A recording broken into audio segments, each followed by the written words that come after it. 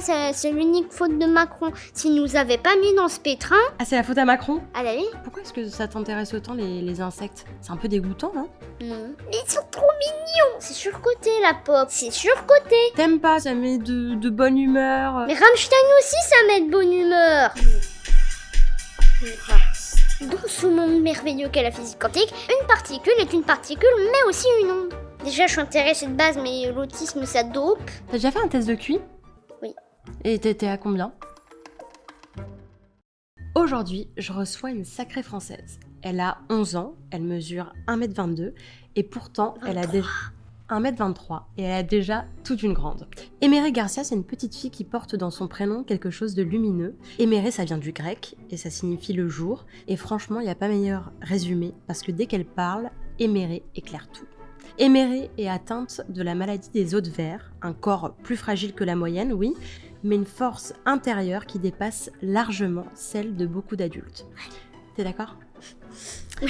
Là où certains voient des limites, elle voit des idées, des questions, de l'humour, beaucoup d'humour. On va parler aussi de sa curiosité hors norme, qui la pousse à 11 ans seulement à s'intéresser à la physique quantique. Aujourd'hui, on va essayer de voir le monde à hauteur d'1m23, pardon, je me corrige. On est avec Émérée, bienvenue dans Sacré Français. Moi, Émérée, je t'ai rencontrée. Ouais. Je t'ai découverte sur les réseaux sociaux comme beaucoup de monde parce que t'as fait des interviews, t'as fait des podcasts. Là, récemment, t'étais chez les Pitchouns, j'ai vu plein de vidéos. Toi, t'es un véritable phénomène sur Internet. Comment est-ce que t'expliques que les gens s'intéressent autant à toi? Bah, t'as bien vu, tu fais... L'humour. L'humour? Ouais. Comment est-ce que t'es devenue connue? Comment est-ce que t'as commencé à faire des vidéos? Alors, tout a commencé avec TF1, c'était 8. C'était 8 faisait un documentaire sur Toulouse-Lautrec. Je suis à Toulouse-Lautrec. Et Ton collège? Ouais. La directrice, pour présenter le primaire, elle a décidé de me présenter moi. Parce que je suis marrante. C'était en CE2. T'as été toi-même? Ouais. J'ai exposé ma passion pour les insectes. Et les journalistes, ils étaient baba, quoi. T'as les internautes en mode « Ouais, elle est trop mignonne !» Ce qui est pas faux. Hein. Toi, t'as une grande passion pour les insectes. Pour les arthropodes en général. Pour les quoi? Pour les arthropodes en général. Qu'est-ce que c'est? Raconte-nous. C'est un groupe qui inclut les araignées et les scorpions, qui sont d'ailleurs les cousins des araignées, les mille-pattes, les crustacés et les hexapodes. C'est quoi ça? Les hexapodes? C'est les insectes et d'autres trucs qui y ressemblent. Pourquoi est-ce que ça t'intéresse autant les insectes? C'est un peu dégoûtant, non? Non. C'est trop mignon. Ouais, certains insectes vers de terre? C'est pas des insectes, les vers de terre. Ah bon? C'est quoi? C'est un groupe à part. C'est quoi? Je sais plus, je crois que c'est nématode. Ah, je te pose une colle, là. Non mais en fait le truc c'est que je vois très bien c'est quel clade, groupe, mais je me souviens plus du nom. T'as une passion pour les insectes. T'as des insectes chez toi? J'ai des cloportes chez moi et des mille-pattes aussi. Mais ils vivent comment? Enfin, tu sais que c'est très rare quand même, hein, les petites filles de 11 ans qui ont des cloportes domestiques. Oui, je sais, je le sais. Et pourquoi est-ce que t'as ça chez toi? Bah, j'aime bien les observer et puis ils sont mignons. Je l'ai déjà dit 300 000 fois, je sais, mais ils sont grave mignons. Mais pourquoi les cloportes? Pourquoi pas les coccinelles, les gendarmes? Parce que les coccinelles c'est surcoté. Mais ils sont trop mignons. Est-ce que tu pourrais me donner une information sur les cloportes? Un truc que personne ne sait sur les cloportes. Les cloportes sont techniquement des crustacés. Les cloportes, c'est une branche des isopodes qui a évolué pour vivre en milieu terrestre. Mais ils sont débranchés sur leurs pattes. Et tout ça, tu l'as appris sur Wikipédia? Oui. Ouais. Alors attends, donc on va refaire un point sur les prénoms. Il y a certains de tes insectes à qui t'as donné des prénoms. Mais les cloportes, c'est pas des insectes, je l'ai déjà dit 1000 fois. Pardon, redis-moi le bon terme. Crustacés. D'accord, alors t'as certains de tes crustacés à qui tu as donné des prénoms. Est-ce que tu peux nous faire un petit tour des prénoms de tes crustacés? Bah, il y en avait un que j'ai nommé parce que il était reconnaissable. Il s'appelle Houdini. Et on l'a nommé Houdini en hommage au magicien Houdini parce que je sais pas pourquoi, mais il voulait toujours se barrer de son terrarium. Mais il est très bien ton terrarium. Qu'est-ce que tu viens m'embêter? Les autres, c'est qui? Bah, j'aurais pas donné de nom parce que... Bah, Baguette, on va parler de Baguette. Les baguettes, c'est un mille pattes. C'est pas des crustacés, les Alors, mille pattes. c'est quoi? On va simplifier. Tous tes petits animaux avec plein de pattes. Les t'en as- arthropodes, on va généraliser. Ouais, tes arthropodes, est-ce qu'ils ont des personnalités différentes? Bah, il y en a qui sont un peu plus cons que d'autres. On C'est-à-dire va pas se mentir. Mais comment, à quoi tu le vois, ça? Bah, leur comportement. Je fais Explique-nous. de l'analyse comportementale, Et alors oui. Qu'est-ce que t'as observé chez tes petits crustacés? Bah, il y en avait un. Je sais pas pourquoi. Il y avait une écorce et après il y avait le rebord du terrarium. D'accord. Il arrêtait pas de faire l'aller-retour. Il arrivait pas à passer par-dessus? Il faisait l'aller-retour. T'es en mode, oh mince, il y a une écorce qui me bloque. Oh non, il y a un mur qui me bloque. Oh non, il y a une écorce qui me bloque. Il Oh arrivait non, pas à il y trouver a un de mur solution. qui me bloque. Donc lui c'était l'idiot du village, quelque part. Tes arthropodes. Je sais pas, mais il y en a certains, ils sont vraiment fourbes. Je vais parler un petit peu de l'école, parce que je crois que t'aimes beaucoup aller à l'école. Non. D'accord. Mes renseignements ne sont pas bons. Par contre, tu es très forte à l'école. Oui, j'ai eu 18,5 de moyenne générale au premier semestre. En 6e? Oui. C'est quoi les matières dans lesquelles tu t'excelles le plus? Alors, étonnamment, c'est l'anglais. Ça aurait pu être la SVT, ça aurait pu être la physique-chimie. Non, c'est l'anglais. What's your name? My name is Emery, I'm 11 years old. Attends, non, can you repeat, please? Non. Where do you live? I live in Île-de-France. Yeah. Je fais l'accent et tout. Et tu regardes un peu des films en anglais Non. Ok, donc tu te débrouilles super bien en anglais, comme ça, naturellement. Tes copains, tes camarades, parce que maintenant t'as une certaine notoriété sur les réseaux, en Oui. vidéo. Est-ce que tes camarades, ils sont un peu curieux de ça? Est-ce qu'ils te posent des questions? Est-ce qu'ils regardent tes interviews? Non. C'est ça qui est dramatique. Ils se posent jamais de questions. Même quand il y a un truc qui les intéresse, ils se posent pas de questions. Comment ça? Non, mais c'est un problème que j'ai constaté dans ma génération tout entière. C'est-à-dire? Ils ont absolument aucune curiosité. Aucune. Mais comment tu le vois, ça?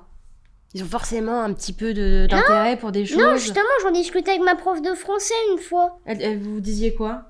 Bah, elle dit, mais c'est déplorable. Ils s'intéressent à rien. Le cerveau, il est fait pour apprendre. Alors, par exemple, toi, il y a un sujet qui t'intéresse énormément. C'est la physique quantique. Oui. Est-ce que tu peux m'expliquer avec tes mots à toi, simplement, ce que c'est que la physique quantique? La physique quantique est une branche de la physique qui étudie la physique à l'échelle subatomique, plus petite que l'atome. D'accord. C'est les protons, les neutrons, les électrons. Et ça sert à quoi? Je saurais pas trop dire à quoi ça sert, mais Ça sert à quoi d'étudier la physique quantique, de s'y intéresser? ça permet la compréhension de notre univers, ça permet de savoir comment il s'est formé, comment les forces fondamentales sont apparues, l'électromagnétisme, force forte, force faible, gravité. Je découvre ces mots avec toi. Bah, l'électromagnétisme, c'est l'électricité plus le magnétisme, plus les rayonnements, c'est pas... Et pourquoi tu t'intéresses à ça en particulier, toi? Moi, je trouve ça déjà stylé, puis ça, c'est totalement différent de la physique habituelle, quoi. Enfin, disons qu'une particule, techniquement, dans ce monde merveilleux qu'est la physique quantique, une particule est une particule, mais aussi une onde. Et est-ce que tu voudrais en faire ton métier Ouais. plus tard? Ouais. Et tu ferais quoi exactement? De la recherche appliquée en physique quantique dans le privé en Allemagne. Alors, c'est hyper précis, pourquoi en Allemagne? Parce qu'en France, on n'est pas du tout axé physique quantique. On préfère inaugurer des poufs recyclables. Noble ambition. Si tu devais m'expliquer les 3 choses les plus importantes sur la physique quantique, tu me dirais quoi? Moi, je t'ai plutôt partie pour t'expliquer le modèle standard de la physique quantique D'accord. et les trucs qu'il implique. Je vais faire super simple. On va commencer avec les fermions, Les fermions, qui sont d'accord. les constituants de la matière. Fermions. Donc là-dedans, il y a du fermion, là. Ouais, il y a du fermion. Là, il y a du fermion. Toute la matière et même toute l'antimatière, c'est des fermions. Attends, l'antimatière, c'est quoi? C'est l'opposé de la matière. D'accord. Exemple. On sait que c'est l'opposé de la lumière, voilà. Donc, il y a du fermion, Non, pas là. pas de la lumière, de la matière. Oh là là, le lapsus. Oh là là. Donc là, tu me parlais des fermions. Ouais. Dans la matière, Ouais, donc les dans la fermions, table. ils sont divisés en deux catégories, les quarks et les leptons. Les quarks, ils sont obligés de s'associer entre eux pour former des particules qu'on appelle les hadrons. Et parmi les hadrons, attends. Je rigole pas, je rigole mais parce que je rigole de mon inculture. Non mais je sais. Non mais c'est pas ma culture. La plupart des gens savent pas et c'est normal. Tu leur pardonnes, ouais, ok. C'est normal. Ouais. Ouais, donc du coup, grosso modo, parmi les hadrons les plus connus, il y a le proton et le neutron. Donc là, on en était au deuxième point important ou pas ? J'ai sauté une étape. Fermions, leptons. Non, non. Les fermions sont divisés en quarks et en leptons. D'accord. Ah ouais, on était qu'au premier point là. Oui. D'accord. C'est bon pour le premier point ? Oui. Ok, donc deuxième point important. C'est les bosons. J'ai une question juste, Émery. Tout ça, ça fait beaucoup de mots. Comment tu fais pour tout retenir ? Je sais pas. Mon cerveau est une éponge. Tu t'aspires tout. Toute l'info. Ouais. Le boson le plus connu, c'est sans doute le photon. C'est celui qui compose les ondes électromagnétiques. Là, c'est très clair. Et voilà, t'as tout le spectre. Troisième, on a fait tous les points importants sur la physique quantique. Non. Il en manque un Non. troisième ? Là, j'ai cité le boson le plus populaire. Après, je vais aussi balancer les autres bosons. Ok, vas-y, balance tout. Après, il y a le gluon. Il y a le boson W. Et après, il y a le boson Z0. Est-ce que c'est normal que j'ai un peu mal à la tête, là ? Oui. Ça fait beaucoup d'informations. Hein. Ouais. Petit complément. Ouais. Il y a aussi, je l'ai oublié, le boson de Higgs. J'ai mal à la tête. Oui. On est bon pour... Ouais. Et en fait, le boson de... En fait, le champ de Higgs, donc les bosons... Je résume grossièrement. Bien sûr. Je vulgarise. Non, mais là, pour l'instant, c'est très clair pour moi. Est-ce que tu te sens différente à l'école ? Oui. Pourquoi ? Parce que je suis intelligente. Mais il doit y avoir d'autres copains intelligents aussi. On se fait des vannes, on discute de trucs de tous les jours. Je leur présente pas la physique quantique tous les matins, quoi. Donc, tu arrives à avoir des discussions des enfants, des jeunes de ton âge. Ouais. Et c'est avec qui que tu discutes de physique quantique, des crustacés, de tout ce que t'aimes apprendre ? Avec les profs. Avec les profs. Les profs m'aiment bien. Et tu l'expliques comment ? Toi, tu les aimes bien ? Oui. Est-ce que parfois tu arrives à clouer le bec à un professeur qui dit, par exemple, qui croit dire quelque chose de vrai et en fait, tu le reprends ? Alors pour l'instant, cette situation digne d'un film hollywoodien ne m'est jamais arrivée. Si t'étais maîtresse pendant une journée, tu ferais quoi ? Je supporterais pas les élèves. Pourquoi ? J'aurais envie de les étrangler. Pourquoi ? Mais T'aurais pas la patience ? non, j'ai pas la patience. Trop dur comme boulot ? Trop dur et pas assez bien payé. On n'en a pas encore beaucoup parlé, mais il y a aussi un événement, une part de ton identité qui est très importante, c'est ta maladie. T'as la maladie des os de verre. Est-ce que tu peux nous expliquer, avec tes mots à toi, ce que c'est ? Tu tapes maladie des os de verre dans la barre de recherche, pouf, ta Wikipédia qui apparaît en premier résultat. T'as pas envie que ce soit l'élément principal quand on Voilà, parle de toi ? ouais. Ok. Est-ce que ta maladie, elle t'a apporté, je sais pas, l'envie d'être plus autonome, de base... Hein ? Non. Non, pas du tout. Elle me juste renforcer dans mon idée que, ouais, non, le sport, c'est pas du tout fait pour moi. Mais alors du coup, au collège, tu fais pas de sport ? Je coach en lutte. Parce que je suis obligée de... Tu coaches en lutte ? Parce que je suis obligée de pointer ma tronche en sport pendant 2 heures. Donc t'es là et Le lundi. Ouais. Après-midi, alors que j'ai pas envie. Et que j'y connais que dalle à la lutte. De toute façon, j'écoute juste les profs et j'attends que ce soit la récré. Ça ressemble à quoi la journée classique d'Éméré, 11 ans ? On m'a demandé cet exercice l'autre jour en anglais. Je me lève, il est 10 heures. Je me brosse les dents. Après, j'allume mon ordinateur. Direct, le matin. Oui. Donc après, je fais des recherches tout en écoutant de la musique. C'était quoi ta dernière recherche, par exemple ? C'est... Est-ce que le clade radiolaria est monophylétique ? Ah, oula. Répète-moi la phrase. Est-ce que le clade des radiolaria est monophylétique ? Grosso modo, il forme un clade cohérent avec le dernier ancêtre commun et tous ses descendants. Spoiler, non. Non, mais en fait, tu t'es levé un matin avec cette envie irrépressible d'avoir une réponse à cette question. Tu l'as eu, ta réponse ? Oui. Ça va mieux ? Oui, je vais mieux. Ok, et là, est-ce que tu te poses d'autres questions là en ce moment En fait, en ce moment, je suis sur le thème des différents types d'êtres vivants. La plupart du temps microscopiques. Désolée, mais les plantes, c'est surcoté. Tu me disais que tu faisais tes recherches en écoutant de la musique. Qu'est-ce que t'écoutes ? Rammstein. C'est pas vrai. C'est quoi? C'est ta maman qui t'a fait Non. découvrir ça? Non, c'est moi. Alors, raconte-nous, c'est quoi comme style de musique? C'est du métal. Ouais, c'est ça, c'est du hard metal. Et t'arrives à apprendre à faire toutes tes recherches compliquées en physique quantique tout en écoutant du métal? Oui. Ça t'aide? Oui! Alors, raconte-moi, qu'est-ce ça que tu m'aide. ressens? Et grâce à Rammstein, j'ai un bon bagage pour faire allemand. Taylor Swift, t'écoutes pas? Non. C'est surcoté la pop. C'est surcoté. T'aimes pas, c'est hyper joyeux, ça met de bonne humeur. Mais Rammstein aussi, ça met de bonne humeur. Ça te motive. D'accord. T'écoutes ça, ça te motive.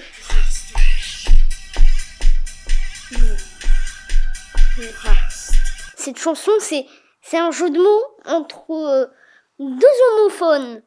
Du hast, ça veut dire tu as.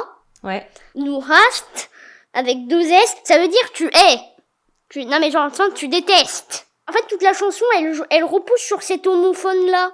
Donc toi, t'écoutes du Rammstein en faisant des recherches sur la physique quantique. Oui. T'arrives à te concentrer? Oui. Ça t'aide à te concentrer? Oui. Mais en fait, le truc, c'est que je suis probablement autiste. Et l'autisme, il y a plein de spécificités. Et une de ces spécificités, c'est que, genre le vide, genre quand tu écoutes rien, moi, ça me déconcentre. Et du coup, je vais écouter de la musique que j'aime bien, ça me concentre. Et Rammstein, ça envoie, hein. T'aurais pu mettre du Chopin, du Rihanna. Toi, c'est... Non, Rihanna, c'est surcoté. Je l'ai déjà dit 1000 fois, la pop, c'est de la merde. Ça vaut aussi pour la K-pop. Ok. Et le rap. Surcoté, tu veux dire? Ouais. Mais alors, qu'est-ce que t'aimes autre que le métal? La techno. Techno, ouais, donc toi, t'aimes les trucs qui envoient. Oui. Euh, La musique des années 80 aussi. Toi, dans ton quotidien, qu'est-ce qui t'a laissé penser que tu pouvais être autiste? C'est ma mère qui a soumis l'hypothèse que je suis autiste parce qu'elle l'est probablement aussi. Donc du coup, elle a remarqué plein de similitudes. Et comment ça s'exprime, toi, dans ton cas, l'autisme? Déjà, mon intelligence. Déjà, je suis intéressée de base, mais l'autisme, ça dope. Mhm. T'as déjà fait un test de QI? Oui. Et t'étais à combien?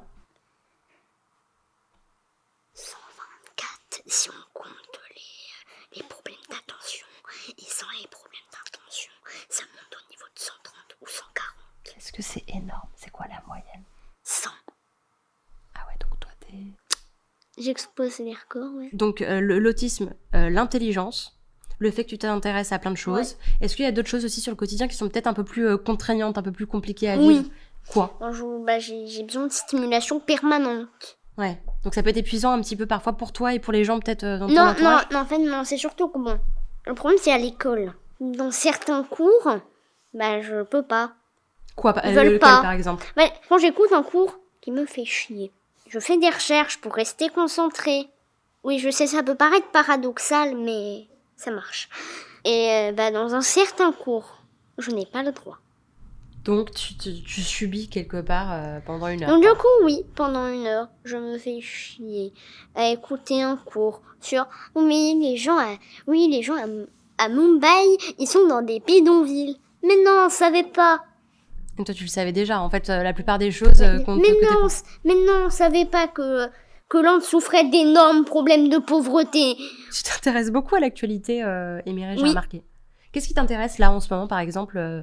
Il y a des actualités qui t'ont marqué récemment? Oui, je sais, c'est principalement qui se tape au Moyen-Orient. Ouais, mais tu sais que ça peut peut-être nous concerner un jour, hein? Ouais, non, mais ça, c'est l'unique faute de Macron. S'il nous avait pas mis dans ce pétrin... Ah, c'est la faute à Macron? Ah, bah oui. Et genre lui, là, oui, on a l'arme nucléaire, machin. Mec, tu sais même pas gérer une manif. Donc c'est la faute à Macron. T'aimes pas trop Macron, toi? Non. Je me rappelle, t'as déjà parlé avec... t'as eu un échange avec François Hollande, ancien président de la République. Oui. J'ai l'impression que tu l'as impressionné, que tu l'as scotché. Vous aviez parlé de la légalisation du cannabis. Grosso modo, il est contre, moi je suis pour. T'as pas été, si, j'ai poursuivi. Convaincu par ses arguments? Non. Non. Les hommes mentent, mais les chiffres non. Alors, raconte-moi ça. Le Portugal a dépénalisé la drogue en 2000, pendant les années 2000. Traduction, ils ont la possession de toutes les drogues. Mais ils ont lancé en parallèle une campagne de santé. Résultat, le Portugal, qui était un des pays les plus drogués d'Europe, est devenu l'un des pays les moins drogués d'Europe. Et attention, ça marche pas avec les violeurs, eux, faut les mettre en tôle. Donc ça, tu l'as expliqué à François Hollande. Oui. Comment tu l'as trouvé, François Hollande? Est-ce que l'échange s'est bien passé? Est-ce qu'il était facile? T'en penses quoi? Débattre avec les politiques français de notre ère, c'est pas compliqué. Hein. Non mais attends, c'est un ancien président de la République quand même, Oui, c'est pas n'importe quel politique. Oui, je sais, mais bon. Il y a des choses qui t'impressionnent dans la vie? Hormis... Pour m'impressionner, il faut démonter une de mes thèses. J'ai des thèses sur l'évolution des premières formes de vie, par exemple. Alors, en dehors de tout ce qui est minuscule, les crustacés, physique quantique, est-ce qu'il y a d'autres choses dans la vie qui t'impressionnent? Je sais pas, un tour de magie Non, ça m'impressionne pas un tour de magie. Parce que je sais que de toute façon, c'est pas magique, c'est que des trucs, c'est que des petits bidouillages. Alors une prouesse, je sais pas, une prouesse sportive, une prouesse... Non, une prouesse sportive... Ouah, c'est bien, tu cours. C'est quand même une énorme exigence physique, c'est des heures et des heures d'entraînement. Tout comme toi, tu vas passer des heures et des heures à chercher sur Internet, à te renseigner. Je vais passer des heures et des heures à chercher, mais moi en attendant, je compte révolutionner. Je compte pas faire un marathon à vélo. Alors, c'est hyper intéressant ce que tu dis. C'est un de tes projets, un de tes objectifs de vie, de révolutionner, d'inventer, de trouver des réponses à des questions. Oui. Ça veut dire quoi révolutionner pour toi? C'est faire une avancée majeure. Et là, en France, notamment, on n'est pas sorti de l'auberge avec nos politiques. Hein. Et ce serait quoi pour toi les priorités? La science! Mais c'est hyper vaste la science. Quoi par exemple? Mais je sais, genre la physique quantique. On est en train de se faire démonter par les Suisses. Putain, Marie Curie, c'est nous! Non, elle était polonaise naturalisée française, mais quand même, c'est nous! Marie Curie, c'est nous! On est en train de se faire démonter par des... Ça veut dire quoi se faire démonter par les Suisses en physique quantique? C'est-à-dire qu'ils sont... Les Suisses, ils sont beaucoup plus avancés que nous! Est-ce qu'il y a des personnes, des figures qui t'impressionnent? En France ou à l'étranger? Un politique, une chanteuse, un acteur? Parce que déjà, je suis pas du tout acteur. Je suis pas du tout cinéma. Ouais, c'est pas ton truc. C'est pas ma cam du tout. Oh, Marie Curie, quand même. La classe. Elle peut t'impressionner, quand même, Marie Curie. Par rapport aux avancées d'aujourd'hui, c'est compliqué à dire. D'accord. Parce que aussi, il faut se mettre au contexte de l'époque. À l'époque, certains trucs m'impressionneraient plus qu'aujourd'hui. Genre, Marie Curie, à l'époque où elle a découvert la radioactivité, là, ouais, je serais impressionnée. Mais là, aujourd'hui, tout le monde sait ce que c'est, la radioactivité. Si t'avais une baguette magique pour changer quelque chose dans le monde, ce serait quoi? Trouver un remède pour n'importe quelle maladie. Je sais pas. Bah, c'est bien, ça. Hein. Oui, c'est bien, ouais. Pour n'importe quelle maladie, ce serait cool. Oui. Pour la tienne? Oui, bon.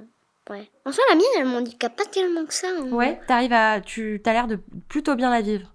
En soi, ça m'handicape pas trop parce que de toute façon, les seules choses que je peux pas faire concernent le sport. Et comme je pense que vous avez compris, j'aime pas le sport. T'aimes pas le sport parce que tu peux pas en faire? Non, j'aime pas le sport parce que ça m'intéresse. Ça t'intéresse pas. On va parler maintenant de ta famille. Aujourd'hui, t'es venue accompagnée de ta maman. Est-ce que tu peux nous décrire ta famille? Tu vis avec qui? Je vis avec moi, Siméon, ma mère. Siméon, c'est ton frère jumeau. Oui. Il est autiste. Oui. Vous êtes proches tous les deux? Je sais pas. Je sais pas, il est autiste, je peux pas communiquer avec lui.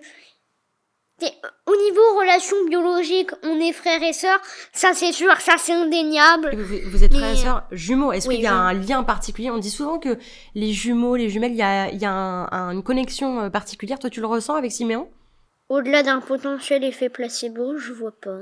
Ta maman, Éléonore, elle est en fauteuil roulant. Oui. C'est une mère courage, on peut vraiment l'appeler comme ça. Elle s'occupe de toi, de ton frère, tout en étant en fauteuil roulant. Je sais qu'il y a la grand-mère qui aide aussi un petit peu. Quelle vision tu as de ta maman? C'est ma copine. Tu es ma copine.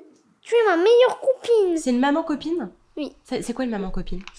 On se raconte des conneries, on discute. Vous devez être très proches puisque toi, vu que tu as une grande maturité... Tu dois pas avoir les mêmes discussions que les autres. Ouais. Vous parlez de quoi avec ta mère? Un peu de tout. les actualités politiques ou l'école. Qu'est-ce que tu préfères chez ta maman? Mais elle est comme moi. Elle est comme moi. C'est un double mais avec 30 piges de plus. Donc, le même quotient intellectuel, elle s'intéresse à tout. Elle est curieuse de tout. Ah oui, elle est curieuse. Oui. Elle est drôle comme toi. Oui. Mais Ça fait vraiment partie de votre Par famille. contre, on a un humour très politiquement incorrect, donc c'est des blagues d'humour noir, quoi. Vas-y, fais-moi-en 2 ou 3. Je verrai si je coupe au montage. Quelle est la dernière chose que Lady Diana a mangé dans sa vie? Un tunnel. Le pare-brise. Le pare-brise. Et ça te fait rire, toi. C'est horrible, mais c'est marrant. Ok, allez, une deuxième. Quel est le point commun entre l'humour noir et un enfant cancéreux? Ça ne vieillit jamais. Terrible. Est-ce que tu penses que ta famille, elle est différente des autres? Que vous êtes une famille... Je sais pas. Non. Je sais pas. La plupart des familles vont au restaurant souvent. Bon, moi, c'est une fois dans l'année. T'es une gourmande? Oui. C'est quoi ton plat préféré? Les pâtes carbonara avec le magret Comme moi. avec le magret de canard en seconde position. Est-ce que c'est les pâtes à carbonara à la française ou à l'italienne? À la française. Ah, moi aussi à la française. Italienne, je trouve ça Alors, infâme. Moi, je propose qu'on fasse un petit renommage pour différencier française de l'italienne. Je suis d'accord. Les pâtes carbonara, c'est la version italienne. Les pâtes carbo, c'est la version française. Eh ben, écoute, Et ça vaut aussi pour bolognaise. ça me va très bien. J'ai entendu dire que t'avais un petit amoureux. Oui. Ça fait 5 ans que vous êtes ensemble. 6 ans cette année. Ouais, donc à peu près à la moitié de ta vie. Ouais. Mais alors, ça veut dire que lui, il doit un petit peu t'impressionner quand même. Il doit être très intelligent. Alors, en fait, le truc, c'est qu'il est à ma hauteur au niveau vidéoludique. C'est-à-dire tout ce qui est documentaire... Non, c'est jeux vidéo. D'accord. Parce que toi, tu joues beaucoup aux jeux vidéo? Oui. Tu joues à Je suis quoi? une grosse geek. Ah ouais? Je joue à GTA San Andreas. Et lui, il joue à Mario Kart. Et il est dans ton collège? Oui. On n'est pas dans la même classe, malheureusement. Mais comment tu sais que t'es amoureuse de lui? Mais juste, genre, je lui ai dit, est-ce que tu m'aimes? Il m'a dit oui. Bon, bah voilà. Et ça t'a suffi pour l'aimer? Non, mais je l'aimais déjà, mais bon, voilà. Et pourquoi tu l'aimais? Qu'est-ce qui t'a Il séduit? Il est mignon. Il est marrant. J'ai pas du tout une vision relationnelle. Non, pas relationnelle, mais une vision fusionnelle. Déteste cette vision de, oui, on est fusionnel, on doit tout faire ensemble, Non. Être vivant A, être vivant B. Ils savent qu'ils s'aiment. Voilà, fin de l'histoire. Donc pas forcément d'activité commune. Non. Chacun sa liberté. Oui. Et puis il y a aussi ce fameux, je vais me coucher, donc tu viens te coucher. Je vais manger, donc du coup tu vas manger. Non. Je mange ce que je veux, quand j'ai envie, je me couche quand je veux. C'est bon, je suis majeure, t'es pas ma mère. Ouais, donc tu veux ta liberté. Vous allez vous marier? Oui. D'ailleurs, on a même fait une sorte de faux mariage en CE1. C'est vrai? Et ça ressemble à quoi? Sous le préau Sous la marelle. Et donc tu veux te marier avec lui plus tard et tu l'imagines comment ton mariage? On fait ça à la maison à l'arrache. Tranquille. À la bonne franquette. À la bonne franquette avec de la musique. T'as déjà Rammstein du coup? Est-ce que tu veux des enfants plus tard? 4 minimum syndicales. Qu'est-ce que t'aimes le plus chez ton amoureux? Il est marrant. Il est mignon. L'humour, c'est vraiment le plus important pour toi? Oui. Quelqu'un qui a de l'humour, ça dit tout sur sa personnalité. Ah ouais? Ok, on va faire un petit jeu rapido. En gros, l'idée, c'est que je te pose plein de questions et que tu répondes oui ou non. Du tac au tac. C'est quoi ton film préféré? J'ai pas de film préféré. C'est quoi ton livre préféré? J'ai pas de livre préféré. Ça va être rapide, hein. C'est quoi ton plat préféré? Les pâtes carbonara. Pas de carbo. Les pâtes carbo. C'est quoi ton coin de France préféré? L'Auvergne-Rhône-Alpes. Pourquoi? Parce que c'est bien. C'est bien la campagne. On mange du saucisson, du jambon. Le porc, on peut le faire à toutes les sauces, c'est grave bon. Qu'est-ce que tu voudrais garder plus tard de la petite fille que t'es aujourd'hui? Une des qualités que t'as aujourd'hui et que peut-être que t'aurais peur de perdre en grandissant. Aucune, parce que je sais que je les perdrai pas. Tu as tout gardé? Oui. Ton humour, ton Oui. intelligence, Oui. ton autonomie. Oui. Si tu pouvais donner un conseil à tous les gens qui nous écoutent, qui sont en train de nous écouter sur ce podcast, ce serait quoi? Manger du foie gras, de la charcuterie, ça rend gros. Les chips aussi. Est-ce que tu crois en Dieu? Non, parce que déjà, à tous ceux qui me diront « Ouais, mais comment tu peux prouver qu'il n'existe pas ?» On peut pas démontrer l'inexistence d'une chose, c'est à toi de me prouver qu'il existe. Et puis après, ça dépend de la définition de Dieu. Et si on parle de Dieu comme un mec, comme quelque chose avec une conscience, non. Tu crois pas? Genre, si on prend une définition de Dieu, par exemple, comme Chaos dans la mythologie grecque. Chaos, c'est le commencement. Là, ouais, j'y crois plus.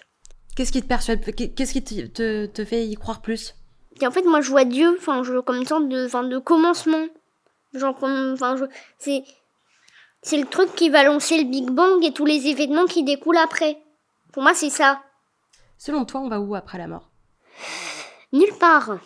Et ouais, je sais, c'est grave triste, mais l'évolution, elle a pas signé pour que ça te plaise. Tu vas nulle part. Je vous préviens tout de suite. Non, on va pas au paradis, on va pas en enfer, on va nulle part. C'est un arrêt de la conscience. Toi, tu vas où après cette interview? Chez moi. Et je vais faire mes recherches et écouter du Rammstein. Merci beaucoup, Émérée. Merci, Émérée, d'être venue chez nous. J'ai jamais autant appris de choses de toute ma vie, je crois. C'était hyper intéressant de discuter avec toi. Même à l'école ? Ouais, même à l'école. T'es une petite fille formidable, très intéressante. J'espère que ce podcast vous a plu. Si c'est le cas, n'hésitez pas à liker, à commenter, à activer la petite cloche. Et on se retrouve très bientôt pour un nouveau podcast de Sacré Français sur Néo. Et dans mes souvenirs, maintenant sur YouTube, on peut booster des vidéos. Ouais, bah, tout à fait. Bah, on va essayer, nous. Booster.